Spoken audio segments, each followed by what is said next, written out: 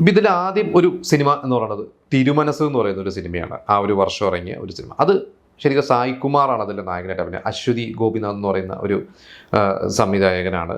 അദ്ദേഹം എനിക്ക് തോന്നുന്നു കമലിൻ്റെ ഒക്കെ അസിസ്റ്റൻ്റ് ആയിരുന്നു. ഈ പറഞ്ഞൊരു ദിലീപൊക്കെ വർക്ക് ചെയ്യുന്ന സമയത്ത് ഇവരെക്കാട്ട് സീനിയറാണ് പ്രായം കൊണ്ട്. കമലിൻ്റെ ഒരു സുഹൃത്താണ്. അദ്ദേഹം ഒരു മാഷാണ്. അങ്ങനെ അദ്ദേഹം ഡയറക്റ്റ് ചെയ്ത ഒരു സിനിമയാണ്. അതിൽ ദിലീപ് ചെറിയൊരു ഗസ്റ്റ് റോൾ എന്ന് പറയാം. പക്ഷേ ദിലീപ് അതിൻ്റെ ഒരു ഭാഗമായി. ആ സിനിമ പക്ഷേ ശ്രദ്ധിക്കപ്പെട്ടൊന്നുമില്ല. പക്ഷേ ആ വർഷം ശ്രദ്ധിക്കപ്പെട്ട കുറച്ച് സിനിമകളുണ്ട്. അതിൽ പ്രധാനമായിട്ടുള്ള ഒരു സിനിമ എന്ന് പറയുന്നത് ആലഞ്ചേരി തമ്പുഴാക്കൾ എന്ന് പറയുന്ന ഒരു സിനിമ. അത് 95 വിഷുവിനാണ് തിയേറ്ററിൽ ഇറങ്ങി. അന്ന് കുറേ വമ്പൻ സിനിമകളൊക്കെ ഇറങ്ങുന്നതിൻ്റെ കൂട്ടത്തിൽ സ്ഫടികവും മഴയത്തും മുമ്പേക്ക് ഇറങ്ങിയ കൂട്ടത്തിൽ ഇറങ്ങിയ ഒരു സിനിമയാണ്. അതിൽ നമുക്കറിയാം, അതിൽ നരേന്ദ്രപ്രസാദും നെടുമുടി വേണുവാണ് കേന്ദ്ര കഥാപാത്രങ്ങൾ. അവർ 2 സുഹൃത്തുക്കൾ, ഒരാൾ ഭാഗവതരും ഒരാൾ കളരി ഗുരുക്കളും. അതിൽ ഇവർക്ക് എല്ലാവർക്കും 5 മക്കളുണ്ട്, ആൺമക്കളുണ്ട്.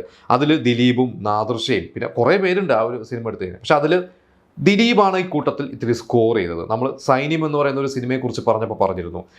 ആ സൈന്യം സിനിമയെക്കുറിച്ച് ലാൽ ജോസും അതുപോലെ തന്നെ സൈന്യത്തിൻ്റെ തിരക്കഥാകൃത്ത് ഷിബു ചക്രവർത്തിയൊക്കെ ഒരിക്കൽ പറഞ്ഞിട്ടുണ്ട്, ദിലീപിൻ്റെ ആ ഒരു സിനിമയിലെ ഇൻവോൾവ്മെൻറ്റ്. അത് ദിലീപും അബിയും ഒരുമിച്ച് അഭിനയിക്കാൻ വന്നെങ്കിലും ദിലീപ് എങ്ങനെയാണ് തൻ്റെ കഥാപാത്രത്തിന് വേണ്ടി ഒരു എക്സ്ട്രാ എഫേർട്ട് ഇട്ടത്, ദിലീപ് എങ്ങനെയാണ് അതിന് വേണ്ടി റൈറ്ററുടെ കൂടെ ഇരുന്ന് തൻ്റെ ക്യാരക്ടർ പൊലിപ്പിച്ചത്, ആ ഒരു മിടുക്ക് അന്നേ ദിലീപിനുള്ളതാണ്. അതേപോലെ തന്നെ ഒരുപക്ഷെ ദിലീപ് അങ്ങനെ ഒരു പൊലിപ്പിച്ച ഒരു സിനിമ തന്നെയാണ് ആലഞ്ചേരി തമ്പുഴാക്കൾ. ആ ഒരു സിനിമ ആനിയാണ് നായിക. അതിൽ അവസാനം ആനി കല്യാണം കഴിക്കുന്ന ഒരു കഥാപാത്രമാണ് ദിലീപ്. അത് അത്യാവശ്യം തിയേറ്ററിൽ അത്യാവശ്യം ഹിറ്റായ ഒരു സിനിമ തന്നെയായിരുന്നു. ദിലീപിന് അത് ഭയങ്കര ഒരു ഗുണം കിട്ടിയ ഒരു സിനിമ തന്നെയായിരുന്നു.